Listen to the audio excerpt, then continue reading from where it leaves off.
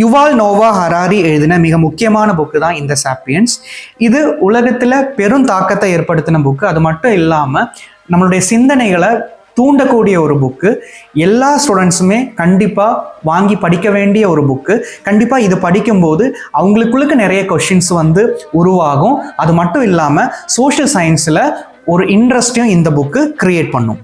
இந்த புக்கு சொல்லக்கூடிய விஷயம் என்ன அப்படின்னு பார்த்தீங்கன்னா, கற்காலத்துக்கு முன்னாடி, அதாவது ஸ்டோன் ஏஜுக்கு முன்னாடி மனிதன் காட்டில் எப்படியெல்லாம் வாழ்ந்தான், இன்னைக்கு இருக்கிற நிலைமையை அவன் எப்படி அடைஞ்சாங்கிற விஷயத்த இந்த புக்கு எக்ஸ்பிளைன் பண்ணுது. இந்த புக்கில் மனிதனுடைய பிரெயின் எப்படி இந்த அளவுக்கு வளர்ச்சி அடைந்தது அப்படிங்கிற விஷயத்த ரொம்ப அழகாக சொல்லியிருப்பாரு. கடவுள், மதம், நாடு, பணம் இதையெல்லாம் மனிதன் ஏன் உருவாக்கினாங்கிற விஷயத்த இந்த புக்கு சொல்லுது. விவசாயம் ஆரம்பிச்சது தான் மனிதனுடைய டேர்னிங் பாயிண்ட்டு. ஆனால் அதுதான் அவனுடைய பல பிரச்சனைகளுக்கான தொடக்கமும் அதுதாங்கிறத இந்த புக்கு அழகாக எக்ஸ்பிளைன் பண்ணுது. விவசாயம் தான் மனிதனை ஒரு இடத்துல உட்கார வச்சது. அதுதான் அவனுடைய பல பிரச்சனைகளுக்கும் காரணமாக மாறிவிட்டது.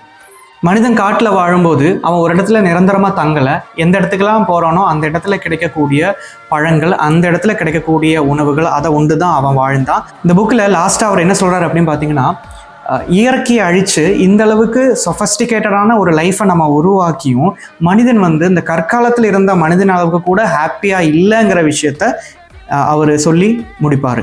அது மட்டும் இல்லாமல் நம்மளே எப்படி அழிச்சிக்க போகிறோங்கிற விஷயத்தையும் இந்த புக்கில் அவர் சொல்கிறாரு.